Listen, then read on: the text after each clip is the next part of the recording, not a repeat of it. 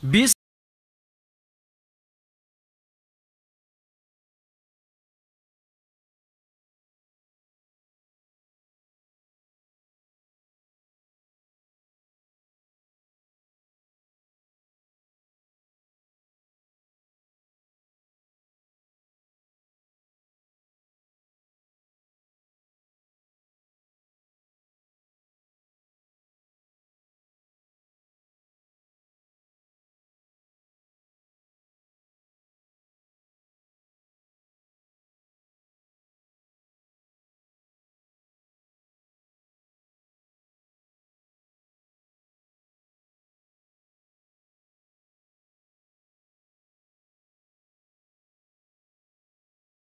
Bismillahirrahmanirrahim.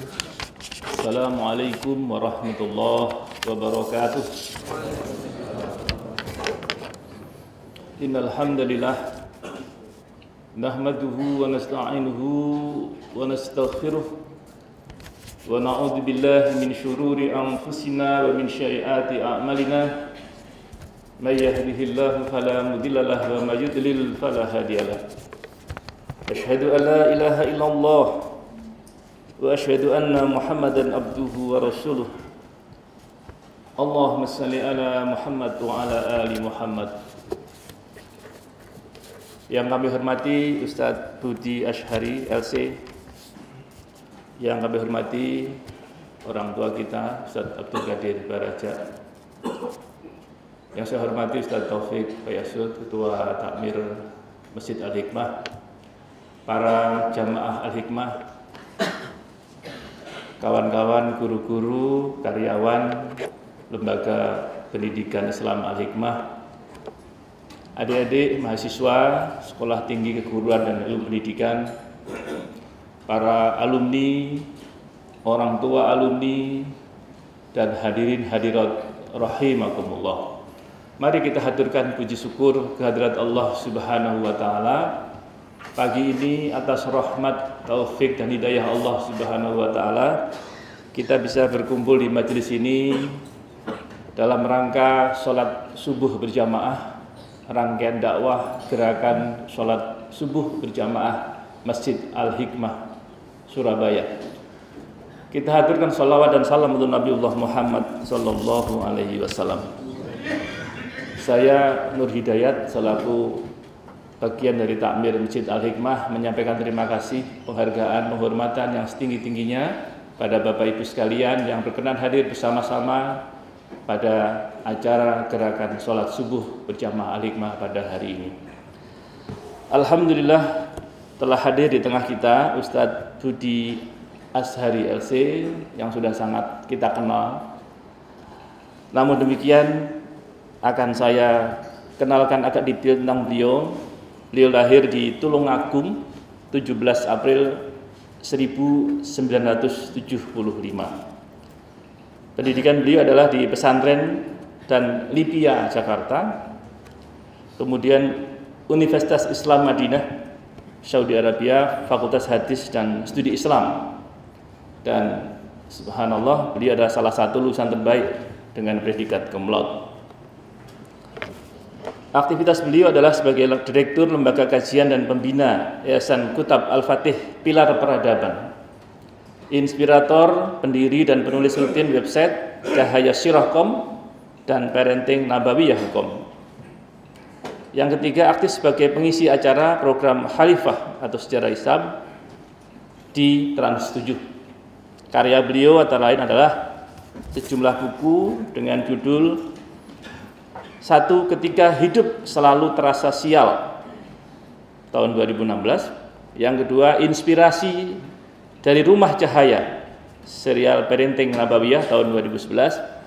Modul Kutab 1, seri Kutab Al-Fatih Pilar Peradaban 2012. Kemanakah Kulabuhkan Hati Ini, serial Parenting Nabawiyah 2012. Remaja Antara Hijaz dan Amerika, serial Parenting Nabawiyah 2012. Karya yang insya Allah akan menyusul adalah Potret Keluarga dalam Al-Quran dan Fikih Sirah Peradaban. Pagi ini hadirin, beliau akan menyampaikan satu tema yang menarik sekali, yang mengundang keingintahuan kita, yakni profil pengusaha di sekitar Nabiullah Muhammad sallallahu alaihi wasallam. Saya kira kita semua ingin tahu bagaimana profil para sahabat-sahabat Rasulullah. Mungkin sekarang ini yang kita agak kenal adalah nama misalnya Abdurrahman bin Auf, ada nama Utsman bin Affan, tapi tentu ternyata banyak lagi. Dan bagaimana profilnya kita ingin tahu dari beliau. Ceramah ini akan dilakukan dalam 45 menit dan selebihnya kita mohonkan beliau untuk juga sejenak menjawab pertanyaan-pertanyaan dari hadirin, utamanya adik-adik mahasiswa. Dan acara ini akan direkam oleh sejumlah kawan-kawan dari dokumentasi Takmir Masjid Al-Hikmah dan juga Al-Irsyad, dan nanti akan ditayangkan di YouTube. Jadi Bapak Ibu sekalian yang ingin menelaah lebih dalam dari kajian ini bisa di rumah atau dimanapun bisa mengakses di YouTube. Alokasikan waktu setiap Sabtu keempat untuk bisa bergabung bersama gerakan subuh berjamaah Al-Hikmah. Insya Allah akan selalu didatangkan para alim ulama, tokoh-tokoh nasional yang akan berada dengan kita semua. Terima kasih pada Pak Abdurrahman Baraja yang menginisiasi kolaborasi Masjid Al-Hikmah dengan Al-Irsyad sehingga acara ini bisa berlangsung. Demikian yang bisa kami haturkan pada kesempatan ini sebagai pengantar, dan kami persilahkan kepada Ustadz Budi Ashari untuk menyampaikan ceramahnya. Assalamualaikum warahmatullahi wabarakatuh.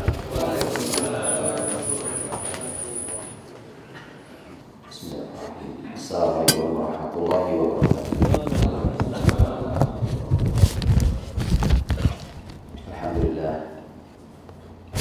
Alhamdulillah alladzi anzala as-sakinata fi qulubil mu'minin yazdadu imanan ma'a imanihim.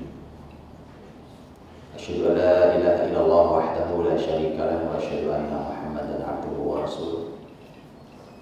Allahumma shalli wa sallim wa barik wa an'im ala rasulina wa imamina wa syafi'ina wa qudwatina Muhammadin sallallahu alaihi wasallam wa ala alihi wa ashabihi wa man tabi'ahu bi ihsan ila yaumiddin. Allahumma bika asbahna wa bika amsayna wa bika nahya wa bika namut wa ilaika an-nusyur. Ya ayyuhalladzina amanu taqullaha haqqa tuqatih wa la tamutunna illa wa antum muslimun. Amma ba'd. Saudaraku yang dirahmati Allah, jamaah salat subuh Masjid Al-Hikmah, hafizakumullah jami'an wa ra'akum. Pada para orang tua kita, para guru-guru kita, para alim ulama, masyarakat mukmin semuanya, syukur pada Allah. Kesempatan pagi yang sangat barokah selepas kita melaksanakan sholat berjamaah, sholat yang istimewa Quran Al-Fajr, dan sholat yang disaksikan oleh para malaikat. Inna Quran Al-Fajri kana mashhuda. Kemudian kita lanjutkan dengan majelis ilmu walau hanya beberapa menit untuk mencoba mengungkap tentang bagaimana dulu Nabi SAW mendidik sahabatnya agar lengkap perangkat peradaban Islam itu, dan karenanya kita satu persatu harus kita ungkap, dan kemudian setelah itu kita bina, kita didik generasi kita siapkan mereka, kita berbagi tugas supaya semakin lengkap perangkat peradaban ini untuk kembali hadir Islam sebagaimana janji Allah, liyudhhirahu 'ala dini kulli. Allah munculkan Islam ini di atas seluruh agama yang ada. Hadirin dirahmati Allah Subhanahu wa taala. Khusus pembahasan yang diamanahkan saya pagi hari ini tentang bagaimana para pengusaha di sekeliling Nabi SAW. Yang sebenarnya begini, ini memang setelah Islam ini jatuh, Muslimin ini jatuh, dijatuhkan, ditutup peradaban ini oleh Yahudi, oleh Zionis, sebagaimana disampaikan oleh Dr. Abdul Halim Al-Ruwais, salah satu ahli sejarah Islam rahimahullah ta'ala. Beliau punya buku menarik tentang dirosat disukut 30 daulah Islamiyah, kajian terhadap kejatuhan 30 negara Islam. Kemudian di akhir, setelah panjang lebar dari mulai dinasti Bani Umayyah berakhir, beliau mengatakan, dan peradaban kita hari ini, peradaban Islam yang bercahaya ini akhirnya harus tutup di tangan Yahudi.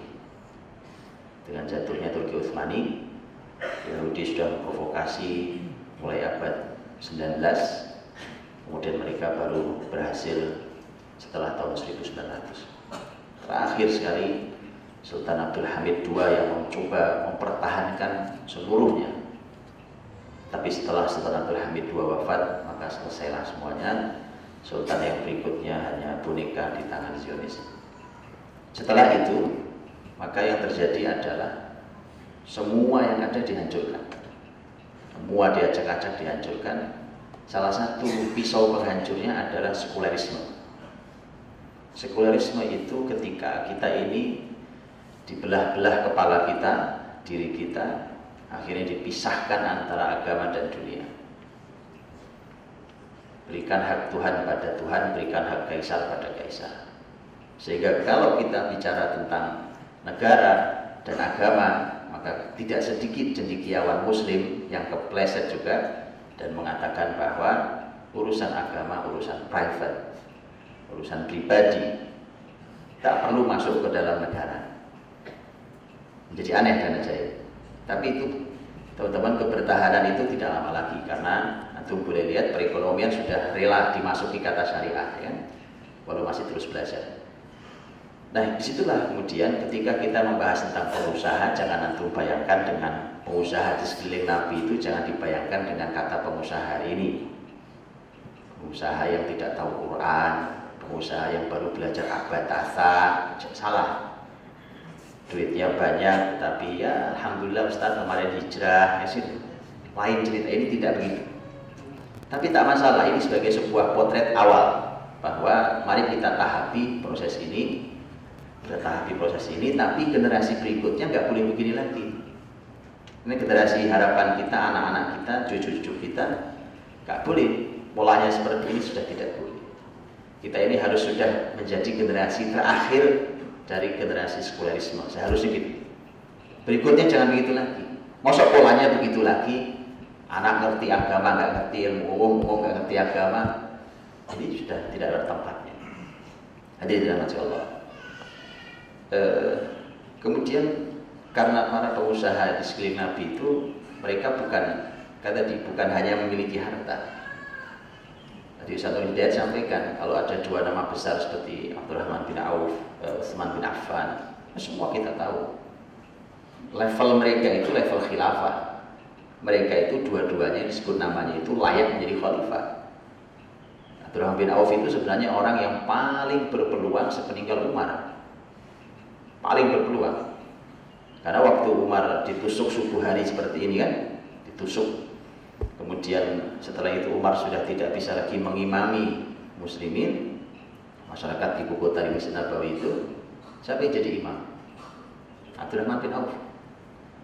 Dalam sejarah kekhilafahan para sahabat, kalau seseorang menjadi imam pengganti khalifah, maka dia sebenarnya khalifah berikutnya. Begitu. Dan itu sebuah isyarat besar. Jadi sholat ini, imamah sholat ini, Pak, ini sebuah simbol, gak sembarang ini.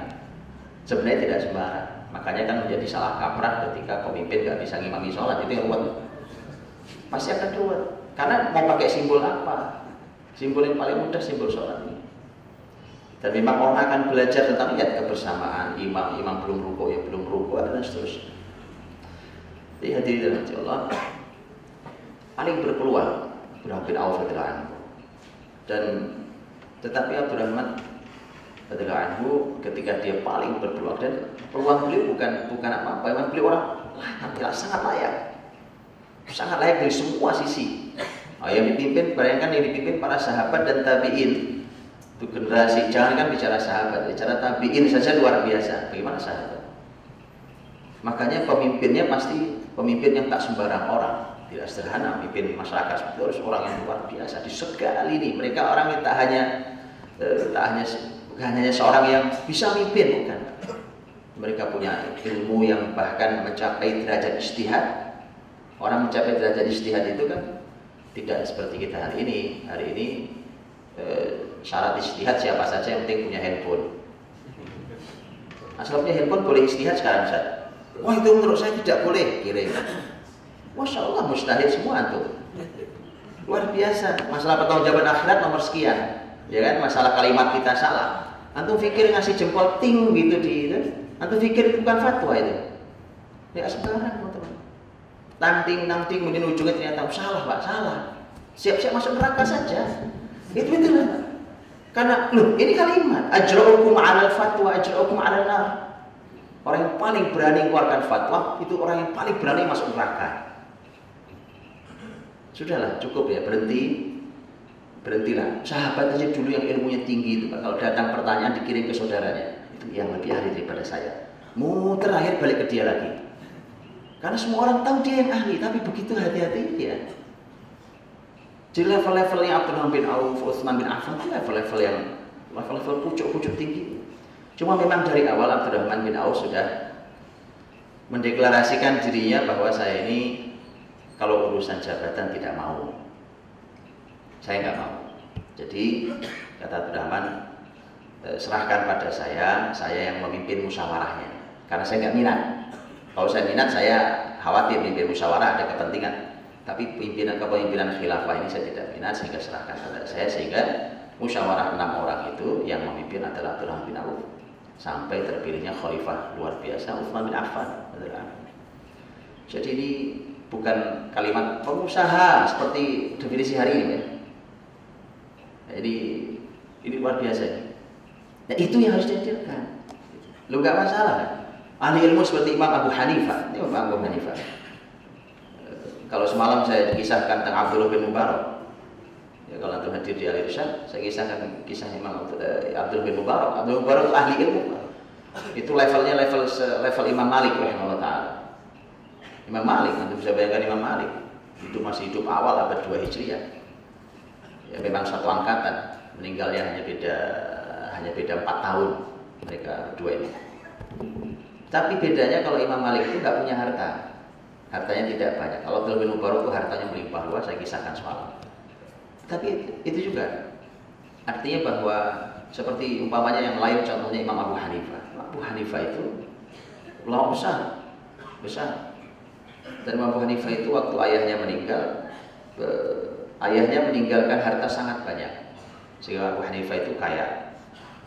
Tapi Abu Hanifah menjadi ulama besar dan kita semua tahu. Bahkan hari ini madhab Hanafi itu madhab yang dianut oleh terbesar penduduk muslim di muka bumi ini. Madhab Hanafi itu malah madhab Hanafi. Oh iya, membentang dari mulai wilayah bekas jajahan Soviet ya, wilayah dulu bekas Persia sampai sekarang, kemudian terus masuk ke wilayah Cina, terus masuk ke daratan Eropa, Turki dan seluruh Eropa. Hanafi madhabnya. Orang luar biasa seperti Imam Abu Hanifah, melahirkan orang-orang luar biasa. Tapi beliau pengusaha, beliau itu al-bazzaz, itu penjual kain. Beliau punya ruko itu. Kalau sebelah waktunya jualan, yang dibuka rukonya, pas yang tempat jualannya. Kalau sudah waktunya ngajar, dibuka rukonya yang bagian beliau ngajar, tutup, pasarnya tutup. Dan yang hebat, begitu, karena harta ini di tangan orang soleh maka luar biasa. Abu Hanifah itu mengeluarkan hartanya untuk mencari anak-anak muda berbakat. Anak-anak muda ini tadi Abdul Qadir sepanjang jalan saya minta kisahnya, bagaimana beliau mendidik generasi muda hari ini. Abu Hanifah itu begitu, dia keluarkan hartanya untuk mendidik generasi muda. Saya kasih contoh, lihat, ini salah satu karya harta Abu Hanifah selain ilmu beliau, yaitu Al-Qadhi Abu Yusuf. Kalau antum baca Abu Yusuf, kalau nggak kenal mungkin antum nggak akan tahu kebesarannya. Tapi kalau antum pernah belajar biografinya, Abu Yusuf itu murid langsungnya Abu Hanifah. Abu Hanifah itu rahimahullah taala punya muridnya banyak, Tapi ada dua yang paling istimewa. Yang satu Muhammad bin Hasan Asy-Syaibani, yang kedua Abu Yusuf. Ini dua orang ini dikenal dengan Sahibah Abi Hanifah. Ini dua murid terdekatnya Abu Hanifah. Abu Yusuf itulah orang pertama kali dalam sejarah Islam yang memiliki gelar Qadhi Qudah. Pertama kali di masa Khalifah Harun al-Rasyid. Qadhi Qudah itu artinya hakimnya para hakim. Sebelumnya tidak ada jabatan ini. Sebelumnya adalah ya hakim. Qadhi itu dalam Islam mesti orang-orang sangat berilmu, apalagi abad-abad awal. Abu Hanifah kan meninggal tahun 150 Hijriah. Maka setelah itu nampaknya diperlukan seorang yang lebih tinggi daripada para hakim itu ilmunya untuk melihat semua karya para hakim itu di meja persidangan. Nah, maka orang pertama kali diangkat dalam Islam adalah Abu Yusuf. Abu Yusuf itu orang miskin dulu. Bapak ibunya orang miskin, orang tidak mampu makan aja susah. Abu Hanifah melihatnya anak ini cerdas ini. Anak suka bolak-balik cerdas. Panggil sini. Di mana kamu tinggal? Apa kerjaan kamu? Saya ini, Abu Yusuf bilang saya ini mau kerja bantuin bapak ibu nyari uang, nyari makan. Oh gitu. Berapa yang kamu biasanya hasilnya? Sekian sih. Duduk di sini, di majelis saya. Kamu ngaji sini, ini uang. Sejumlah yang kamu perlukan. Sebelum dikasih uang sempat disuruh ngaji dulu. Sini ngaji, begitu ngaji ketawa tuh kan, benar cerdas. Cerdas. Kelihatan ini anak luar biasa, berbakat sebagai ahli ilmu. Begitu orang tuanya tahu bahwa Abu Yusuf belajar di majelis Abu Hanifah, ibunya bilang begini, kamu jangan bergaul sama Abu Hanifah. Abu Hanifah itu makanannya saja roti bakar. Zaman dulu roti bakar roti mewah. Iya, artinya nanti ada makanan yang lebih mewah yang khusus para raja. Nanti sebuah simbol, kita ini makan susah. Abu Hanifah orang kaya. Dia nggak perlu bekerja, duduk, belajar memang nggak perlu uang gitu bahasa. Bukan itu bahasa standar hari ini, bukan sama aja ya kan. Maka Abu Hanifah temui ibunya. Gitu ya. Karena sampai Abu Hanifah keluarkan kalimat ajaib. Ajaib, dan kalimat itu terjadi setelah Abu Hanifah wafat. Ya, ahli ilmu ini memandang dengan cahaya Allah, bukan dengan matanya. Karena memandang sesuatu yang baru terjadi bahkan setelah dia wafat. Sampai Abu Hanifah mengeluarkan kalimat, kamu Abu Yusuf. Suatu hari kau akan makan faludaj di atas piring fairuzaj. Faludaj itu makanan sangat mewah yang makan hanya khalifah dari istana. Gak ada di luar istana makanan itu. Ini faludaj namanya. Saya juga belum ngerasain kalau itu, saya nggak tahu. Saya nggak bisa ceritakan, tahu bahasa saya. Di atas piring fairuzaj. Piring fairuzaj itu piring khusus yang sangat mahal karena dia terbuat dari batu-batu istimewa itu. Dan itu hanya ada di dalam istana kekhilafahan. Itu sampai kali. Jadi mau apa? Kalau urusan cuma urusan dunia, kata Abu Hanifah, suatu hari kau makan faludaj di atas fairuzaj, jangankan cuma roti bakar gitu ya. Maka ketika Abu Yusuf diangkat jadi Qadhi Qudah, disuguhi faludaj di atas piring fairuzaj oleh Khalifah Harun al-Rasyid. Saat disiapkan dia senyum-senyum. Kata Harun al-Rasyid, kenapa senyum-senyum? Saya ingat kisah kalimat guru saya, Abu Hanifah rahimahullah. Itu Abu Hanifah keluarkan uangnya. Kamu perlu berapa? Dalam sebulan untuk bantu bapak ibu, sekian saya kasih. Abu Hanifah bilang, nanti kalau habis bilang ke saya. Habis, bilang, habis kasih lagi. Kalau habis bilang ke saya. Terus begitu sampai jadi orang besar. Itu proyek peradaban. Jadi dulu ya pengusaha ya ulama ya pengusaha gitu ya. Ya pemimpin juga waktu. Tinggal mereka memilih. Saya kayak Abdurrahman bin Auf, saya di pengusaha saja. Kalau Utsman pengusaha besar, tapi beliau jadi khalifah. Saya mau bacakan hadirin untuk Bapak Ibu sebagian data, karena ini data semua isinya. Sebagian data kekayaan. Data kekayaan para sahabat Nabi, bahkan ring satu Nabi. Ini sebagian. Ini saya bacakan ya.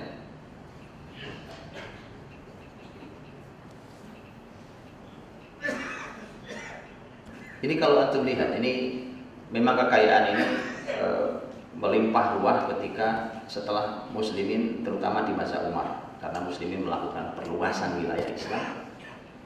Dan dengan takluknya Persia, dan Persia itu wilayah yang subur, Irak, Iran terus ke sana, kemudian kaya raya, sehingga semakin terbuka wilayah-wilayah Islam. Nah, maka memang ada orang-orang yang sudah kaya sejak Rasul masih hidup. Ada orang kaya, tapi ada orang-orang yang memang belakangan. Bahkan baru saja kemarin dia sepatu aja tidak punya, sendal aja nggak punya. Seperti Abu Hurairah itu tinggal di Sufah, ya, salah satu orang yang tinggal di Sufah, dan orang tak mampu. Dan bahkan kenapa Abu Hurairah yang sebentar bersama Nabi, kemudian beliau memiliki riwayat hadis yang paling banyak dibandingkan sahabat Nabi yang lain, karena Abu Hurairah mengatakan kalau saya itu hanya ingin belajar sama Nabi, fokus, saya tinggal di Sufah, yang penting perut saya ada isinya hari ini sudah cukup dan saya habiskan untuk ngaji bersama Nabi. Kalau yang lain sibuk di pasar. Dan itu kalimat Umar radhiyallahu anhu mengatakan, kenapa seperti saya yang jauh lebih senior kan, dari awal Mekah, tapi hadisnya tidak banyak, riwayatnya tidak banyak karena kami sibuk dengan pasar, kata Umar. Walaupun Umar orang dengan derajat ilmu yang sangat tinggi. Dari secara periwayatan Abu Hurairah pernah pingsan di samping mimbar, pingsan sampai mimbar. Sampai Abu Hurairah bilang, orang menduga saya lagi ada penyakit apa? Bukan penyakit, saya lapar. Saya lapar sampai pingsan di samping mimbar Masjid Nabawi. Kayak gitu sahabat. Tapi begitu dia ditunjuk jadi pemimpin di wilayah Bahrain di masa Khalifah Umar bin Khattab, itu sampai Umar kaget. Ini duit sebanyak ini kau punya dari mana? Itulah kenapa Umar menerapkan konsep min aina laka hada. Itu konsep Umar kepada pemimpin-pemimpin di bawahnya, konsepnya min aina laka hada. Ini menarik untuk Indonesia sebenarnya, cuma memang gagal digulkan di Indonesia, karena kalau digulkan ruwetnya minta ampun ini, ya kan? Karena perlu dibangun penjara-penjara yang banyak. Tapi sebenarnya gampang, supaya nggak usah dipenjara. Kalau memang layak dihukum mati, itu biar gampang. Enggak, memang begitu. Dalam Islam kan kalau ada kerusakan nggak dipenjara, kerusakan yang massal sifatnya, muharabatullah wa rasulah, itu kan pembahasannya bukan di penjara. Penjara itu nyusahin negara, gitu. Memang harus hukum mati. Alladzina yuharibunallaha wa rasulahu wa yas'auna fil ardi fasadan. Jadi merusak di bumi luar biasa. Ya, dan di konsep Umar gitu, konsepnya dari mana kamu dapat ini? Itu konsepnya. Min aina laka hada, dari mana kau dapat ini? Jadi setiap pemimpin itu sudah ada catatan harta seperti yang hari ini dilaporkan, laporan kekayaan itu zaman Umar sudah ada. Jadi nggak usah bangga-banggaan hari ini nggak ada barang baru. Kalau untuk baca sejarah Islam lebih hebat. Laporan kekayaan pejabat itu sudah ada. Itulah dia laporkan, nanti di akhir jabatannya suruh laporan lagi. Begitu angkanya kelihatan, nah disitulah Umar baca, ini nggak masuk nih. Ini kebanyakan. Kalau kebanyakan, kau harus bisa jelaskan dari mana kau dapat ini. Nah makanya kaidah hukum positif Indonesia nggak masuk kalau urusan harta pejabat. Nggak masuk, karena kalau hari ini kan bahasanya adalah praduga tak bersalah, harus dibalik menjadi praduga bersalah. Iya, itu min aina laka hada, kamu salah, kamu harus bisa jelaskan. Kalau tak bisa jelaskan, disita negara. Atau kamu jelaskan, khalifah tidak puas, disita negara. Itu dilakukan pada siapapun jabat, termasuk Abu Hurairah. Bukan mereka tidak amanah, ini sahabat Nabi, semua orang amanah jujur. Cuma ini adalah keputusan khalifah. Saya tadi janji baca ya, saya sedikit bacakan teman-teman, supaya kita tahu bagaimana sahabat Nabi setelah Nabi SAW terutama, dan mereka adalah para pengusaha, para pedagang yang luar biasa, ada yang penghasilan kebun itu juga penghasilan besar sekali, dan penghasilannya sangat amat besar, terutama wilayah-wilayah subur seperti Khaybar, seperti wilayah Irak, itu wilayah-wilayah sangat subur. Wilayah Ardus Sawat itu wilayah Irak sangat subur dengan penghasilan yang sangat melimpah.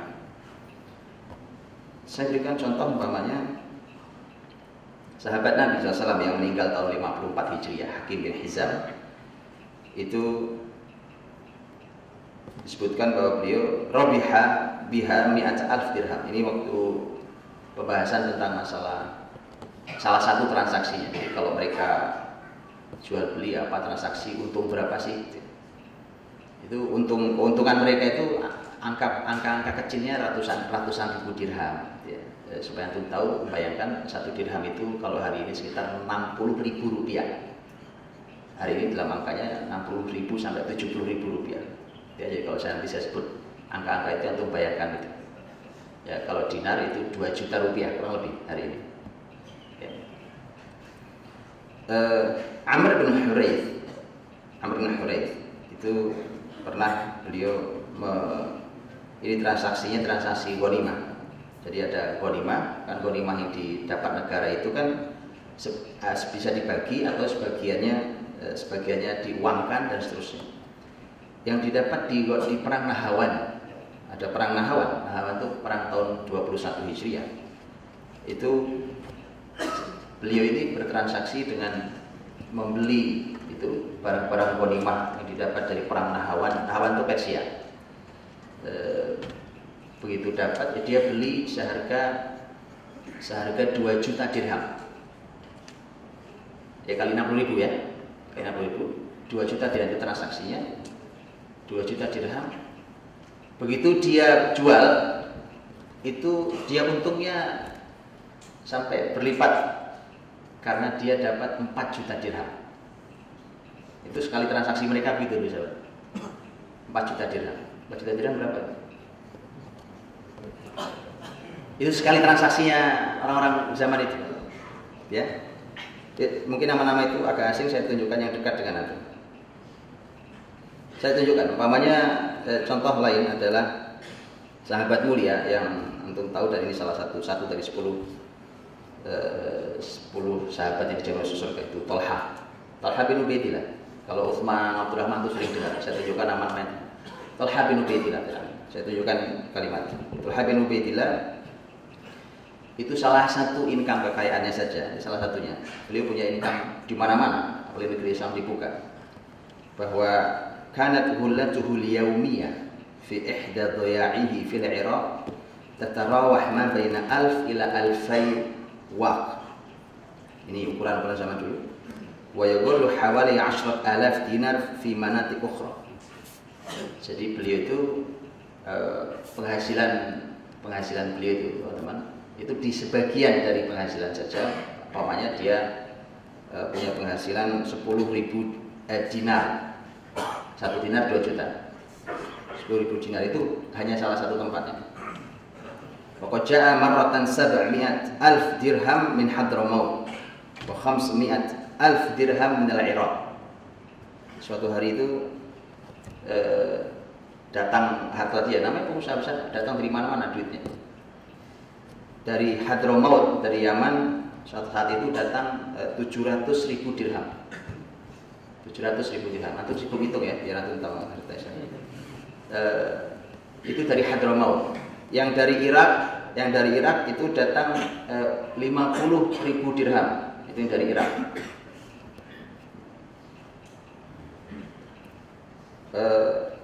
Wa qad tasaddaq bi amwal katsira. Kalau masalah sedekah pasti sangat banyak. Fa yudhkar annahu tasaddaq marratan bi 400,000. Tapi memang gini, nanti pembahasan berikutnya bahwa kekayaan ini akan diimbangi dengan amal yang luar biasa. Ya. Karena ketika harta datang seperti itu, memang sahabat itu kan orang yang dunia itu memang sudah nggak penting buat mereka. Buat mereka penting itu akhirat. Mereka mimpin bumi, Pak, teman-teman ya. Jadi jangan salah, mereka tuh mimpin bumi. Tapi memang karena bukan target besar itu. Karena bukan target besar dunia ini, itu karenanya mereka bisa memakmurkan bumi. Tapi kalau target besar kita adalah dunia ini, nggak akan bisa memakmurkan bumi. Kita pasti hanya rebutan di bumi ini. Tapi kalau target kita akhirat, ini seperti sahabat, nggak ada, Pak. Mereka mudah sekali. Infak tuh, kalau urusan infak sahabat nggak usah ditanya. Itu sudah, apalagi duit sebanyak itu, duit sedikit aja mereka infakkan, apalagi duit sebanyak itu. Mereka infak tasaddaq marratan bi 400,000. Jadi sekali infak itu Talha itu pernah infak paling 400.000 dirham. Sekali infak ini 400.000 dirham baikkan. Sekali waktu wa marratan ukhra bi 100,000, ini 100.000 dirham. Itu infak-infak mereka. Dan seterusnya. Wa kanat tarikatuhu ba'da wafatihi kabira jiddan, haitsu taraka min al-'ain hawali 1,200,000 dirham wa 200,000 dinar. Ya, waktu beliau meninggal, itu setelah infak, wakaf segala macam itu, masih tersisa waktu meninggal. Masih ada sisanya. Di duit itu disebar untuk muslimin. Bahkan uang-uang sahabat pengusaha itu digunakan untuk menopang negara, menyelesaikan masalah sosial. Itu kerjaan para sahabat dengan uang mereka. Ya, dari bagian dari karya-karya mereka. Bahwa sudah seperti itu karyanya, waktu meninggal masih meninggalkan harta. Oh, masih ada sisanya ternyata. Masih nyisa hartanya. Kita lihat sisanya. Berapa yang tersisa? Yang tersisa yang berupa uang saja. Ini belum yang berupa tanah, rumah, kekayaan binatang ternak, apa itu. Belum yang itu. Ini uang saja. Kurang lebih alfai alf itu 2 juta. Jadi wa mi'atai alf, jadi 2.200.000 dirham.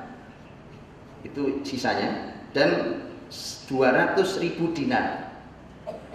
Itu sendiri lah ya. Nah, gitu. Pakai kalkulator itu. Ya mas itu.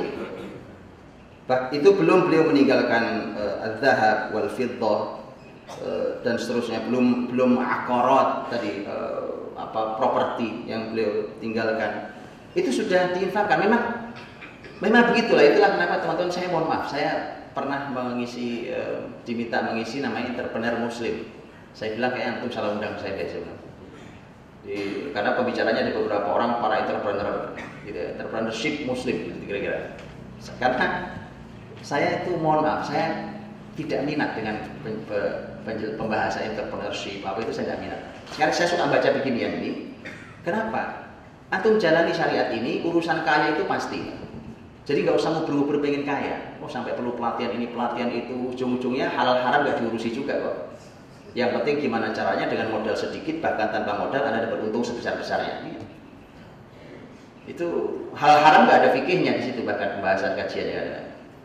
Ya kan nggak ada fikih halal haramnya. Yang penting berusaha dulu, begitu duit udah banyak baru nanya Ustaz ini hukumnya haram apa halal? Oh, duit udah banyak baru nanya. Kalau saya bilang haram, atau kan kelabakan juga. Ya, tahu ujungnya juga bingung. Kayak gitulah, teman-teman ya. Makanya saya bilang karena begitu. Ini sahabatnya dulu, ya Allah, antum nanti saya bacakan Zubair, Pak. Zubair bin Awam, juga satu dari 10 sahabat yang masuk surga. Ring satu Nabi SAW. Zubair bin Awam itu waktu nikah miskinnya luar biasa. Nikah dengan putrinya Abu Bakar, Asma. Putri Abu Bakar. Asma yang cipta sendiri. Waktu saya nikah sama Zubair gak punya apa-apa. Zubair cuma punya 1 kuda. Yang sayalah yang kerjaannya ngasih makan itu kuda. Gak punya apa-apa Zubair. Miskin semiskin-miskinnya. Tapi nanti saya bacakan bagaimana kekayaannya Zubair berikutnya. Muawiyah radhiyallahu anhu, putranya Abu Sufyan. Muawiyah miskin. Kan datang Fatimah binti Qais datang ke Nabi SAW. Datang ke Nabi Fatimah binti Qais. Datang ke Nabi minta saran, konsultasi ke Rasul. Ya Rasulullah, aku ini dilamar 2 orang. Kok bisa ada 2 orang lamar? Kan nggak boleh melamar lamaran saudaranya. Kok bisa? Kan Nabi bilang jangan kau lamar-lamaran saudaramu. Ini perempuan sudah dilamar, kamu tuh nggak boleh lamar lagi, karena sudah dilamar. Keduluan itu masalah antum kelamaan, ya kan? Nggak boleh dilamar. Tapi ini kok bisa dilamar 2 orang? Yang satu Muawiyah, satu Abu Jahal. Ya karena dulu itu begitu. Dulu itu masalahnya dulu itu nggak kelihatan. Kalau sekarang itu perempuan laki belum lamaran aja udah kelihatan. Ya, dulu nggak kelihatan. Hubungan laki perempuan tuh nggak ada. Apalagi urusan lamaran itu disuruh dirahasiakan. Urusan walimah harus nikah, urusan diumumkan. Artinya bahwa saat itu ketika Nabi dimintai konsultasi itu, Nabi SAW mengatakan apa? Tentang Muawiyah. Amma Muawiyah fasu'lukun lama lalahu. Muawiyah itu melarat, nggak punya harta. Itu waktu melamar aja Nabi bilang, kamu tanya kan Muawiyah bagaimana, Abu Jahal gimana. Nah, Nabi tahu siapa yang konsultasi kan. Ini perempuan yang nggak cocok kalau suaminya nggak punya uang. Tapi orang memang tidak tahu masa depan. Tidak tahu masa depan. Yang berikutnya nanti antum kalau lihat kekayaan Muawiyah radhiyallahu anhu luar biasa.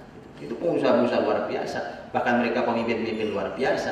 Mereka berikan hartanya untuk akhirat. Jadi bukan segala urusan itu negara gitu loh Pak. Semua urusan tungguin negara. Kesehatan ya kita tunggu negara lah. Walang kabut negara ya. nanti ada urusan keuangan, ada kerugian, ada apa, semua negara, urusan pendidikan semua negara bebannya. Yakin negara antum sudah miskin. Kan saya bilang semalam, negara antum itu sudah miskin, utangnya 4.000 triliun. Kalau masyarakat muslim ini masih kaya, alhamdulillah, yang miskin negaranya saja. Kalau masyarakatnya, jadi sudahlah. Katanya kalau betul antum tulus membela negara ini negara amanah dari Allah SWT. Kalau iya, sudah nggak usah ngurusi negara ini. Artinya negara ini nggak usah dibebani lagi, maksud saya. Jangan dibebani lagi. Jangan negara ini dibebani, sudah terlalu banyak bebannya. Sudah nggak sanggup mereka, negara sudah nggak sanggup berdiri. Ya. Makanya kita bicara tentang ayo kita perbaiki, ujung-ujungnya juga minta dana negara. Ada anggarannya nggak mas? Ayo. Jadi sahabat nggak begitu. Dari kantong mereka dana negara itu. Mereka tegakkan negeri ini. Betul mau perbaiki negeri ini, kita perbaiki negeri. Dari mana uang kita cari gitu kan? Umat Islam negeri kaya. Jadi kita tinggal di negeri yang masya Allah kaya raya. Nah, jadi Muawiyah kalau contohnya itu miskin dulunya. Tapi memang dari sejak awal Muawiyah itu radhiyallahu anhu itu salah satu orang yang memang dididik oleh keluarganya, oleh bapak ibunya. Dan memang Muawiyah ini turun dari Abu Sufyan. Ya, jadi ini cerita panjang tentang nasab Arab, cuma arti saya cuma ingin sampaikan dari mulai Abu Sufyan itu memang kepemimpinan itu memang luar biasa pindah ke Abu Sufyan di nasab Quraisy itu. Nasab Quraisy kan ada banyak keluarga besar, kemana turunnya kepemimpinan itu ke Lacak.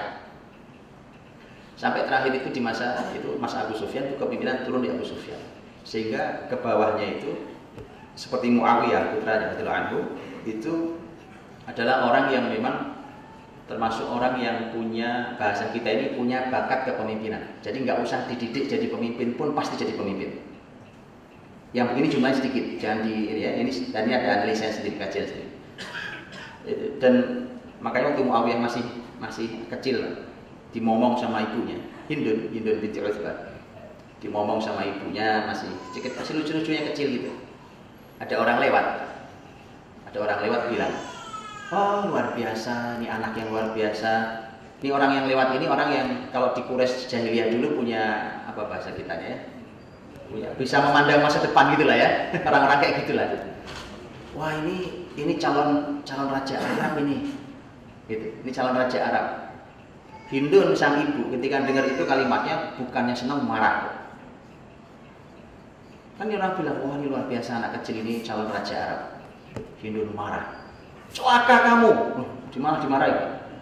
Celaka dia, anakku ini celaka kalau nggak sampai bisa jadi raja dunia. Raja Arab tuh nggak main buat anak saya. Anda tahu, nggak main raja Arab, nggak level.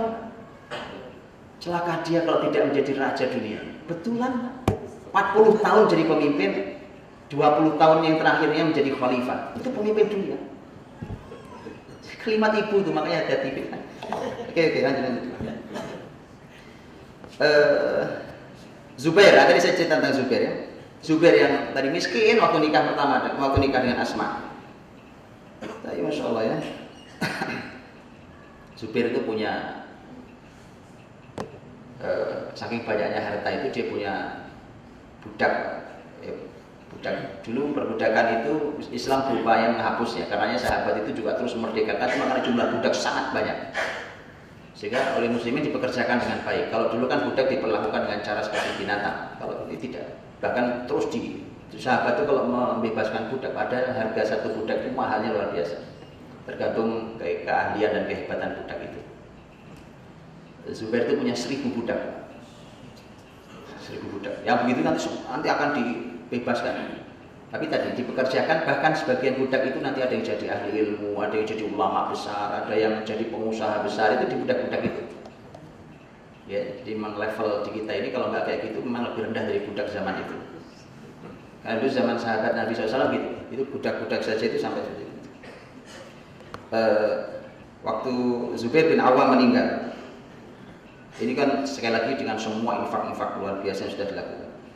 Zubair itu waktu meninggal, istrinya ada 4 ya, memang sahabat mulia dulu istrinya nggak ada yang 1. Kapan-kapan saya tunjukkan datanya Pak. Tunjukkan datanya. Ada rumusnya itu. Nanti apa-apa lah waktu itu. Tapi begitu orang-orang mulia zaman itu tidak ada istri satu. Memang gitu, ya. Bahwa waktu beliau meninggal istrinya 4 yang tersisa. Dengan itu udah batas maksimal. Makanya istri sahabat Nabi itu istrinya bisa tersebutkan 7, 9, sekian belas. Itu tentu 4 kita pertahankan. Meninggal ganti atau cerai diganti pamannya gitu ya. Itu sehingga selalu dipertahankan 4 sampai meninggal 4. Ya, Abdurrahman bin Auf juga sama. Abdurrahman bin Auf ketika meninggal dengan harta yang melimpah itu ya istrinya juga 4. Zubair waktu meninggal istrinya 4 dan itu satu istrinya itu berhak mendapatkan harta lebih dari 1 juta dirham warisan. Kan istri itu dapat warisan kan, warisan dari suami. Itu Zubair meninggal, satu istrinya itu mendapatkan lebih dari 1 juta dirham. Itu artinya bahwa satu istrinya, 4 istrinya itu otomatis kan 4 juta dirham lebih. Dan 4 juta dirham lebih itu di dalam syariat Islam, warisan istri yang punya anak itu dapatnya 1/8. Maka 4 juta dirham lebih itu adalah 1/8 dari sisa kekayaannya Zubair bin Awwam. Gitu ya deh? Iya, gitulah pokoknya. Makanya mereka mudah sekali teman-teman bahwa mereka berkarya berperan. Yang saya sebutkan nama-nama ini kan ahli surga kan. Oleh Nabi sudah dikasih sertifikat itu ya, bahwa al-asyra al-mubasysyarun bil jannah, 10 orang yang dijamin masuk surga. Bayangkan dunianya bahagianya kayak begitu. Gitu? Duit kalau sebanyak itu ngapain? Istri maksimal 4, ya kan? Makanya sengsara itu kita ini, Pak. Istri cuma 1 rata-rata, ya kan? Anak cuma sedikit, harta nggak banyak-banyak amat, ilmu juga pas-pasan, kesolehan apalagi. Ayolah Pak, ayolah, mari. Kita ini kalau percaya dengan syariat ini, nggak pakai ragu gitu, jangan pelitar-pelitir kanan kiri. Bismillah maju ke syariat ini, itu kayak sahabat itu Pak. Sahabat ini nggak pakai mikir lain, nggak ada konsep lain kecuali syariat ini. Tidak Persia, tidak Romawi, tidak Timur, tidak Barat, ini Islam. Gitu, sehingga hidup tuh maksimal bahagianya di dunia sebelum di akhirat dan di akhirat setelah di dunia. Gitu. Apapun yang mereka lakukan dijamin surga ini, makanya seluruh aktivitasnya mulia. Hari ini kita masih ribut hal yang mari Pak. Cukup sudah, mari kita laksanakan yang maksimal syariat ini. Teman-teman terima Allah. Waktu saya tinggal 5 menit, saya ingin tutup dengan bahwa begini, dari semua data kekayaan itu, ketika penopangnya adalah ilmu dan iman, maka yang terjadi adalah para sahabat, para pengusaha ini, mereka punya peran ukhrawinya luar biasa. Kalau masalah infak, sedekah, wakaf, saya sudah selesai bicara ya, sudah paham lah itu. Mereka kalau infak sudah tidak pakai ukuran. Namanya saya sering cerita Abdurrahman bin Auf radhiyallahu anhu itu seluruh penduduk Madinah, penduduk ibu kota itu dibagi 3 terhadap hartanya Abdurrahman. 1/3 pernah dibayari hutangnya oleh Abdurrahman, 1/3 pernah dipinjami oleh uangnya Abdurrahman, 1/3 disilaturahimi dengan hartanya Abdurrahman. Gitu Pak. Saya pengen banget itu melakukan itu. Insya Allah. Jadi saya kalau silaturahim gitu, Assalamualaikum warahmatullahi wabarakatuh. Apa kabar? Baik. Ini ada nggak banyak, cuma 10.000 dirham gitu. Indah sekali gitu ya. Ketemu di jalan, Assalamualaikum, apa kabar? Masya Allah. Apa ini ada 1.000 dinar buat antum? Aduh, indah sekali. Makanya kebayang nggak? Abdurrahman, kalau beliau pengen jadi khalifah, kira-kira dipilih apa nggak sama orang? Jelas dipilih, tapi kan bukan itu. Itu loh masalah di kita. Kita asal ngeluarin duit karena pengen nyalonkan diri, itu masalahnya. Kalau sahabat nggak begitu, Pak. Ini memang tugas ukhrawi dia. Siapa yang kurang, siapa yang masalah. Bahkan negeri ini punya masalah. Saya yang bertugas itu. Karena mukmin ini tugasnya semua tugas orang beriman. Dalam syariat itu tugasnya lengkap. Dari mulai pribadi sampai dunia bumi ini ditugaskan oleh Allah untuk diurusi, dimakmurkan. Nah gitu. Itu Masya Allah biasa. Dan karena itu Mereka luar biasa dan mereka meninggalkan sistem, itu mahal, Pak. Nah, ini sayangnya nggak kita pelajari. Kita cuma yang kita pelajari, ya alhamdulillah. Saya selalu mengucap alhamdulillah, bersyukur pada Allah. Hari ini kita sudah mulai belajar fikih muamalah. Itu bersyukur saya. Orang mulai tahu ini halal, ini haram. Oh begini nggak boleh. Oh kita tanyakan dulu apakah ini halal atau haram. Itu alhamdulillah. Tapi teman-teman, itu yang seperti itu bagian dari kebaikan. Tapi kalau antum mau bicara bagaimana menghancurkan sistem zalim perekonomian ini umpamanya, itu belum bisa. Kenapa belum bisa? Bukan apa. Sekarang begitu. Dan ini keluhan sampai ke saya dari teman-teman yang masya Allah pengusaha-pengusaha yang sudah punya kesadaran Islam yang baik, sudah belajar fikih muamalah, yang mereka selalu bertanya setiap ketemu saya selalu tanya, sebenarnya strateginya kayak apa sih untuk menguasai pasar, untuk pasar muslim, untuk apa? Artinya apa? Bahwa ini konsep dasar halal haram ini kemudian harus difikirkan bagaimana sistemnya di perekonomian, di pasar, di transaksi keuangan, di segala macam hal itu. Dan itu semua sudah dicontohkan sahabat. Mereka meninggalkan sistem itu yang mahal itu. Makanya mestinya itu dipelajari setelah belajar halal haram ini gitu, teman-teman. Nggak cukup antum buka counter gitu, toko muslim, toko syariat ya kan. Ada dua masalah. Masalah pertama, ternyata masyarakat muslim nggak mau pindah belanja ke situ. Yang belanja juga banyak satu. Masalah yang kedua ada, begitu masuk kita ke dalamnya, ternyata produknya sama-sama juga, dia juga yang punya produknya. Jadi hanya membesarkan balon ditiup dari sisi yang berbeda. Balonnya sama. Kalau kemarin yang niup toko-toko yang lain, ya kan, dari sini dibesarkan kapitalisme ini, kemudian kita ikut niupin besar dari sebelah sininya. Ya baru itu. Makanya yuk tanyakan pada sahabat. Sahabat itu diajari Nabi, kemudian mereka sudah begitu, dunia sudah yang mereka pegang, bumi ini yang mereka pegang, mereka hadirkan sistem ini. Ini perlu waktu panjang berbicara. Ya, itu tercatat semua, bukan tidak tercatat. Saya semalam contohkan tentang sebuah aktivitas yang orangnya disebut Soyrofi atau Soyarifat bentuk jamaknya. Soyrofi itu teman-teman, kalau antum baca, nanti antum baru akan dapat konsep. Wah, ternyata perbankan hari ini itu bukan barang baru bagi muslimin. Cuma bedanya kalau ini dijalankan oleh sahabat, tabi'in dan seterusnya, sudah pasti syariatnya gitu. Hari ini kan jungkir balik nih. Ya, mohon maaf ya, perbankan syariah nggak lebih dari 5%, nggak naik-naik gitu. Nah itu harus dianalisa, mentok itu memang harus dianalisa, nggak mesti harus salah, tapi maksud saya harus dianalisa, kenapa gitu? Kenapa? Mestilah, ya mesti harus jujur begini, mesti, karena tadi teman-teman, jangan lihat banyak tentang, saya sering kasih contoh, karena kita membayangkan bahwa kita susah membayangkan umpamanya gini, sistem transfer kita kan transfer pakai gadget, dikit kekirim kemanapun ya kan, transfer uang. Antum pikir sistem transfer itu barang baru? Sahabat sudah melakukan dari kota ke kota, dari negara ke negara, sudah dibuat. Makanya kalau antum baca sejarah Islam, antum nggak gampang gumunan dengan keadaan hari ini, nggak gampang heran, tercengang, wah hebat, biasa aja. Biasa banget, beneran. Yang berbeda hanya alat. Sekarang pakai alat elektronik alatnya, hanya alat saja yang beda. Sistem yang mahal bukan alat teman-teman, yang mahal itu sistem.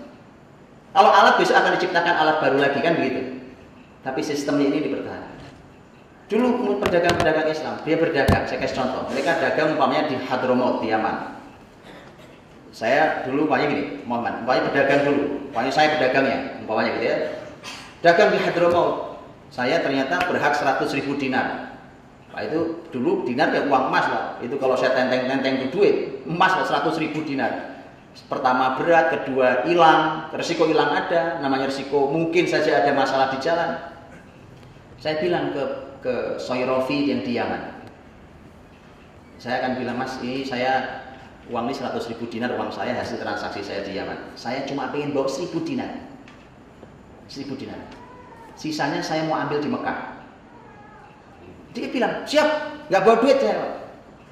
Saya nggak bawa uang, saya bawa tulisan. Nah itu kayak cek sekarang, kayak uang sekarang. Cuma kan uang itu sebenarnya aslinya begitu. Saya bawa tulisan, yang tulisannya tidak mungkin bisa dicarikan kecuali oleh Budi Asyari. Masih kayak ini. Dan dia tahu ini Budi Asyari ngarang apa nggak ngarang. Ya kan saya bisa aja nulis sendiri kan zaman itu. Jadi antum bilang security, pengamanan segala macam. Alah, pengamanan hari ini duit juga bisa di-print apa?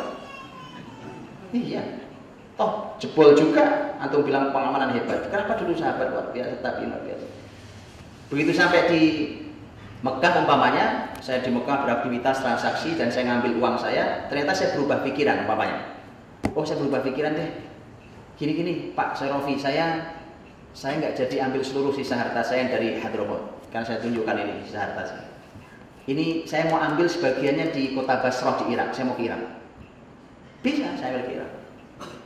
Nanti ganti lagi. Oh, saya mau ke Mesir, balik ke Mesir. Balik ke Mesir. Bisa. Pertanyaan saya. Coba, zaman itu kan nggak pakai alat komunikasi, nggak ada alat komunikasi. Itu si pemilik uang itu gimana ceritanya? Ketemunya kapan, ayo? Itu tahu ketemunya kapan? Kan mereka harus bicara dong. Ya dong, yang itu Syairofi yang di Mekah ngeluarin uang berapa, yang di Basrah ngeluarin uang berapa, yang di Hadramaut tadi yang di Mesir itu. Kebayang tuh di mana mereka rapat pemegang sahamnya? Jadi lihatlah, muslimin itu menjalankan syariat itu kayak begini. Antum buka surat Al-Hajj, di situ solusinya. Coba. Oh, kita ini transaksi gak pakai ayat masalahnya. Mereka buka surat Al-Hajj tuh, disitulah mereka ketemu. Begitu Allah berfirman tentang haji, surat Al-Hajj, surat haji. Begitu surat haji, maka Allah berfirman setelah ibadah haji dilaksanakan, ya kan? Maka ternyata Allah mengizinkan untuk kita mendapatkan manfaat-manfaat lain selain ibadah haji. Ya, nah ini kalau antum buka di tafsir ulama, kenapa tafsirnya selalu begini? Padahal di Quran bunyinya manafi' lahu. Manafi' itu manfaat-manfaat umum, apa saja manfaatnya, bukan hanya satu jenis. Tapi tafsir ulama selalu manafi' lahu, itu tafsirnya adalah at-tijarah. Dagang. Selalu tafsirnya begitu. Padahal manfaat itu umum, bukannya perdagangan. Kenapa yang disebut itu? Karena itu yang terbesar masa itu. Jadi sahabat itu sudah dikasih isyarat, dikasih panduan oleh Quran. Kalian kalau mau rapat saham setelah musim haji, maka mereka ketemuan pasti di musim haji. Mereka akan haji bareng-bareng. Mereka begitu ibadah. Bayangkan betapa berkahnya rapat pemegang saham setelah ibadah haji di tanah suci. Oh, kita rapat di tempat maksiat, gimana mau berkah? Habis itu berbuat maksiat pula, gimana mau berkah? Itu maksudnya apa? Lihat bedanya. Inilah Islam. Itu sahabat. Kayak kan itu. Duduk mereka, sudah haji pasti ketemu. Haji. Ketemu. Duduk lagi kita rapat. Ayo kita bicara, keluarin semua data kemarin itu. Begitu ya. Habis waktu saya kelewat. Kulin itu hebat, itu yang mahal yang mereka tinggalkan adalah sistem, dan itu perlu kajian yang panjang dan muslimin bisa mengembalikan itu dengan izin Allah SWT. Allah bisa. Baik, kita akan buka 1, 2, 3 pertanyaan untuk kita semua. Bagaimana mungkin barangkali juga di zaman nanti sudah ada bisnis online ya? Silakan dimulai dari Bapak Ibu sekalian. Jadikan pembelajaran di kampus dulu. Ngopi data barusan. Untuk data kekayaan para sahabat. Yang kedua, saya tadi mengkalkulasi semua data kekayaan langsung dalam rupiah.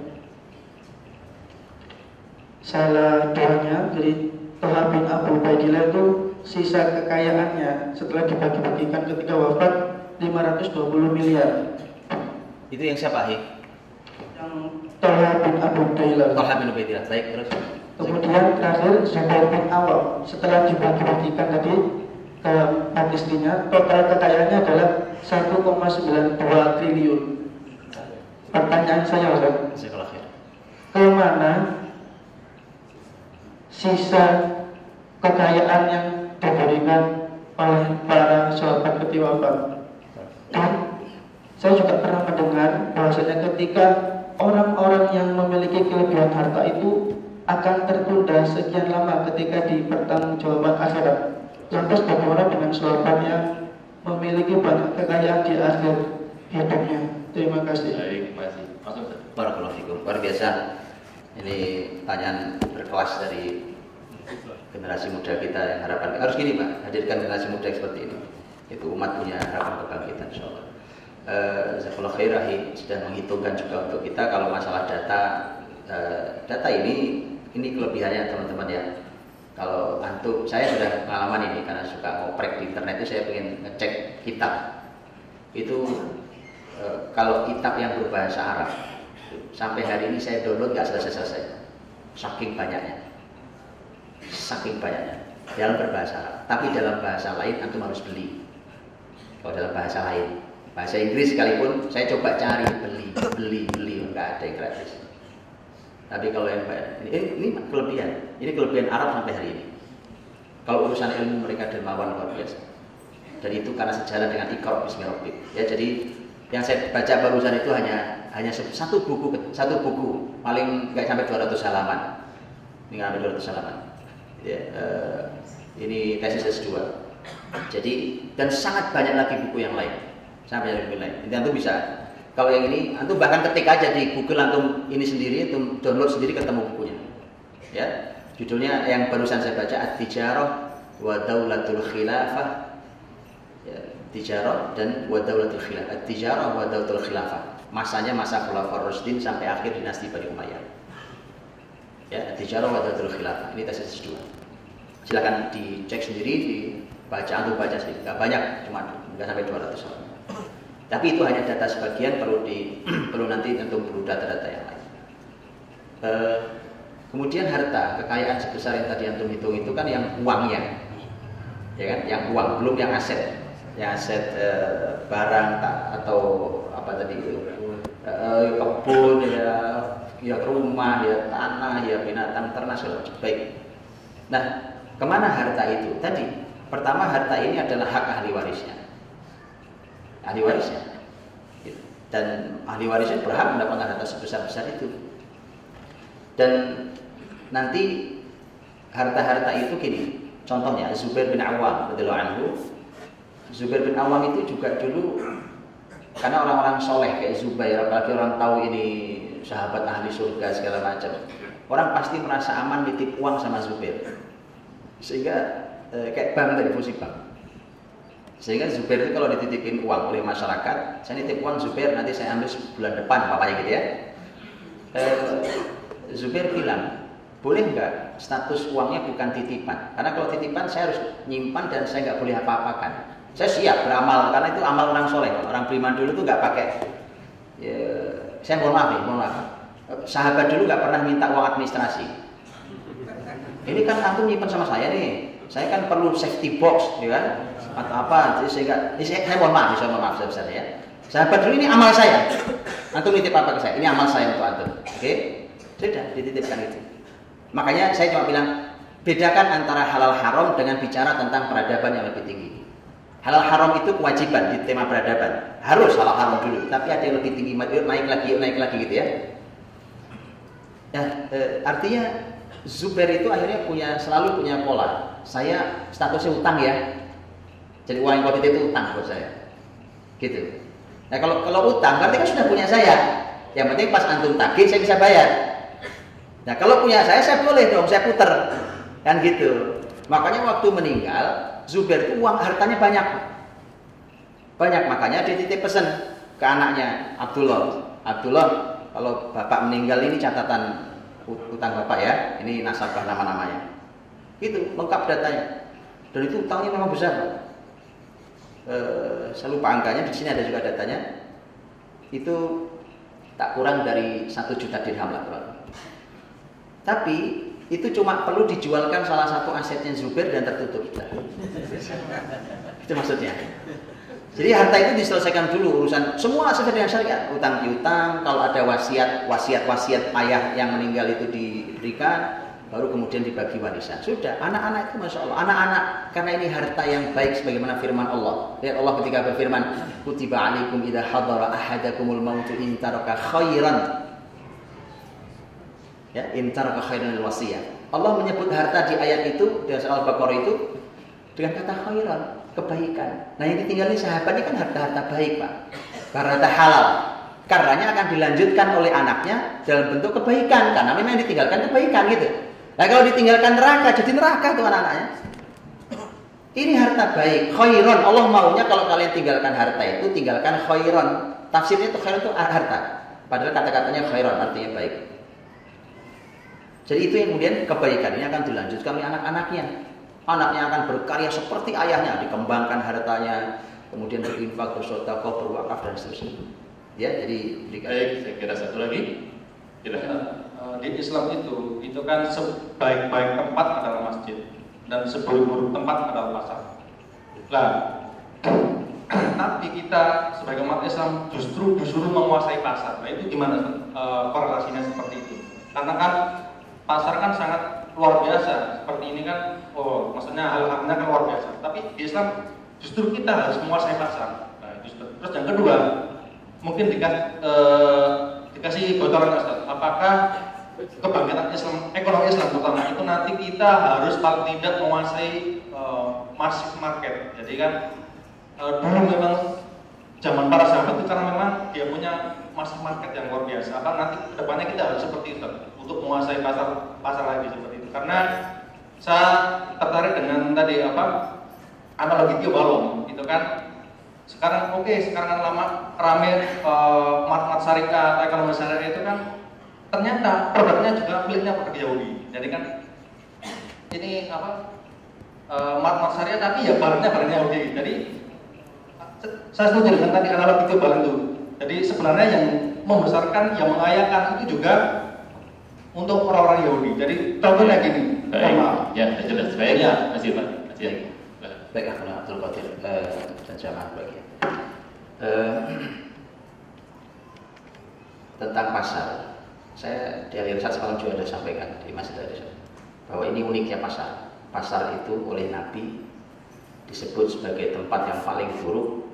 Biasanya kalau sesuatu yang buruk oleh Islam pasti disuruh menjauhi.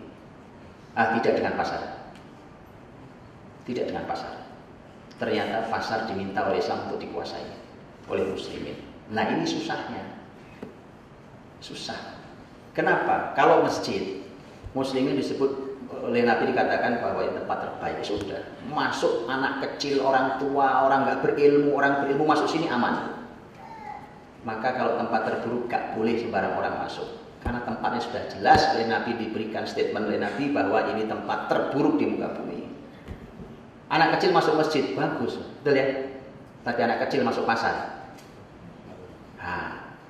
Itu kan itu jadi. Orang nggak punya ilmu masuk masjid, bagus. Orang nggak punya ilmu masuk pasar. Makanya Umar, saya semakin sampaikan semalam, Umar tuh suka nyeret ini cambuk ke pasar. Jadi khalifah, padahal beliau sudah menugasi orang untuk menjadi muraqib, menjadi pengawas pasar, mengawasi fungsi kan di pasar itu ada fungsi raqabah, ada fungsi pengawasan untuk sisi syariatnya. Umar sebutkan sampai membawa cambuknya sampai dia bilang la yabi' fi suqina hadza illa man faqih wa illa akala riba radiya aba gitu. Umar itu khalifah, nggak boleh jualan di pasar ini kecuali yang paham fikih muamalah. Kalau tidak pasti makan riba, rela atau terpaksa. Gitu. Itu jual. Khalifah syarat-syarat cambuk. Umar itu nggak usah pakai cambuk aja menakutkan, Pak. Umar itu. Umar itu asal hadir, anak kecil aja bubar. Lagi main, lagi asyik, lagi larian. Umar datang bubar. Itu Umar betulan. Nyeret apa namanya? Cambuk pula. Oke. Jadi itu artinya bahwa muslimin ini semestinya, yang masuk ke wilayah bisnis itu mesti orang yang setelah disiapkan dengan semaksimal mungkin, karena ini memang tempat terburuk yang ada. Cuma muslimin kok diminta untuk menguasainya dan memasukinya. Maka dikasihlah adab-adab, dikasihlah akhlak-akhlak, dikasihlah hukum fikihnya. Itu kuasai dulu. Kalau enggak kita akan jadi masalah. Ya, jadi nggak boleh terjun ke dunia seperti itu kecuali memang telah siap menghadapinya. Gitu. Kemudian transaksi masalah perekonomian syariah, perekonomian ini teman-teman, antum singkatnya antum hanya perlu belajar. Dulu di zaman Nabi SAW itu ada Nabi membuat pasar muslimin atau belakangan dikenal dengan namanya pasar Manakho. Nah, pasar Manakho itu Nabi dengan para sahabat, disitulah membangun perekonomian dari mulai awal. Lihat loh, awalnya pasar Manakhoh itu Nabi buka tenda sederhana, ya di namanya di dekat Baqi Zubair namanya. Di situ Nabi buka tenda sederhana untuk ini pasarnya muslimin. Begitu pemimpin Yahudi Bani Nadir Ka'ab bin Ashraf tahu bahwa Nabi buka pasar sendiri, pasar baru, itu tenda dihancurin sama kepala Yahudi. Jadi dari dulu itu musuh ekonomi muslim itu Yahudi. Itu dihancurin. Antum asal membuka perekonomian, nggak pakai strategi, dihancurin Yahudi. Tapi kalau didiemin, antum harus curiga, jangan-jangan saya membesarkan perekonomian Yahudi. Bisa, ini konsep. Makanya antum perlu belajar, ini konsep detail di dalam konsep pasar Manakhoh. Nah, Nabi bilang, lihat, muslimin kalau ditantangin Yahudi ngomongnya santai. Nabi bilang, udah hancur itu. Nah, orang mau jualan hancur ya. Nabi bilang, saya besok akan buatkan pasar yang membuat dia lebih marah lagi. Itu konsep ekonomi muslimin. Oke, maka Nabi cari tempat dengan sahabat. Singkat kata, ketemulah tempat Manakhoh. Posisinya ada di sebelah kanan Masjid Nabawi kiblat hari ini. Kanan kiblat, dan disitulah dibuatkan pasar Manakhoh Nabi. Dan dari awalnya dihancurkan oleh pemimpin Yahudi, pada akhirnya Nabi menutup seluruh pasar Yahudi. Wallahu a'lam bishawab. Baik, kita tutup dengan doa. Allah berkahi semuanya, Allah cukupkan kita dengan yang halal, dijauhkan kita dari yang haram, dan dimajukan umat ini, dihadirkan generasi muda yang bisa memberikan kepada kita semuanya ilmu dan harapan untuk kebangkitan umat. Allahumma shalli wa sallim wa barik ala sayyidina Muhammadin wa ala alihi wa sahbihi ajma'in. Alhamdulillahirabbil alamin hamdan yuwafi ni'amahu wa yukafi mazidah. Ya Rabbana lakal hamdu wa lakal syukru kama yanbaghi li jalali wajhikal karim wa 'azimi sultanik. Allahumma inna nas'aluka wa nashhadu annaka antallahu la ilaha illa antal ahadus samad lam yalid wa lam yulad wa lam yakul lahu kufuwan ahad.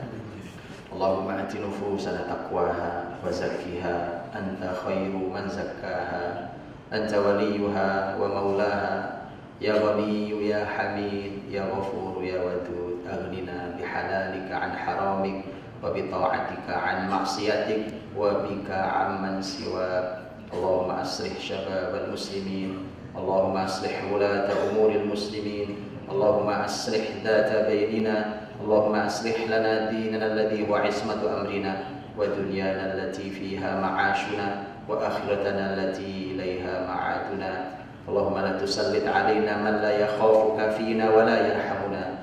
Rabbana atina fid dunya hasanah wa fil akhirati hasanah wa qina adzabannar. Subhana rabbika rabbil izzati amma yasifun wa salamun alal mursalin walhamdulillahi rabbil alamin.